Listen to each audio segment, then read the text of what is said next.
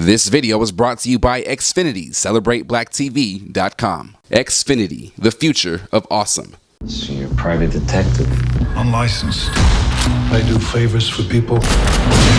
In return, they give me gifts. So, what can I do for you? Someone's kidnapped my wife.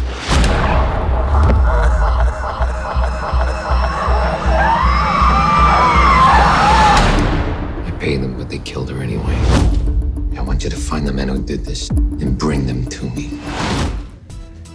Welcome to Tombstones, a great thriller, action-packed movie, working with one of my favorite actors, Liam Neeson. I mean, how was that experience to just, play across from him, or go line for line with him? How was that challenge for you? It was pretty awesome. I have to say, I grew up a huge fan of Liam's, and for a lot of my friends back home, when I told them I was in a Liam Neeson movie, I mean, it's a very, very cool moment, and to work with him in this kind of genre as well, which he is king, was very special. Yeah. Your career, I mean, you've done a lot of theater. You've done TV with Emmy-nominated Downton Abbey and everything, and now you do film.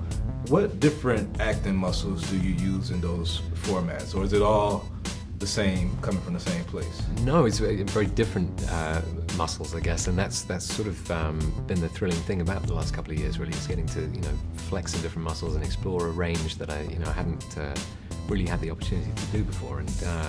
And this Walk Among the Tombstones was kind of the first piece of that jigsaw, really. And Scott Frank came and saw me. I was in a play on Broadway, and he was looking for someone unexpected, I think, to play Kenny, and somebody who the audience would ask interesting questions of. This is a drug trafficker, but not out and out bad guy. And a very bad thing happens to him, and how that affects our moral universe, and the way that we think about these characters was kind of interesting. But every role that we've encountered in the last couple of years has required something a little bit different. A bit of comedy here, some action, guns and all sorts. Yeah. So you're a private detective, is that right? Unlicensed. What's that mean? It means that sometimes I do favors for people, and sometimes in return, they give me gifts.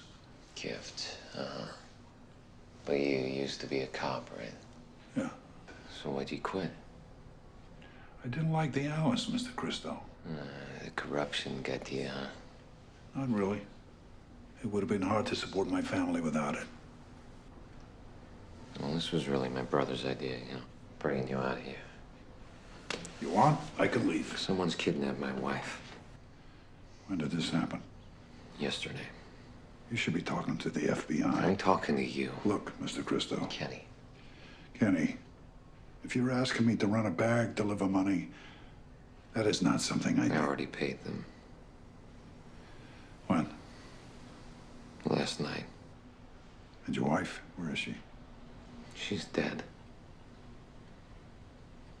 I paid them, but they killed her anyway.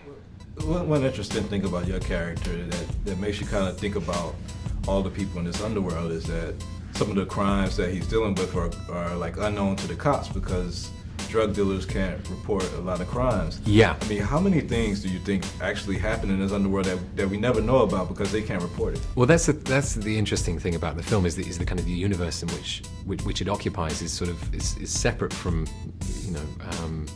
from a conventional one, really. Yeah. And he's from a series of bad decisions in life is sort of forced into this position where he's taking on a private detective to help solve this situation, and Matt Scudder himself, Liam's character, has made a series of bad life choices, and in his own moral quandary, and all of these characters are sort of they're slightly cut adrift from the main drag, and sort of swept up in this underbelly of New York, and that's kind of the dark, hard-boiled universe that this film inhabits. It's very interesting. This film is from a series of popular books that's been in print for 30 or 40 years. Mm-hmm. I mean, you think you guys laid the groundwork for this series to continue and there to be a different... Could be. Well, I don't want to give anything away, but I wouldn't be a part of any sequel. But I mean, it's that Lawrence Block created a whole universe for Matt Scudder, and it'd be interesting to see if they do. Now, last question. We've watched you on stage and watched you on TV and now on film. what do you watch when you're, when you're not working, and what's? I watch all sorts of things. A lot of documentaries, a lot of comedy, but I love movies. I just like watching movies. Well, we love watching your movies. So thanks for the time. Thanks. Nice to meet you.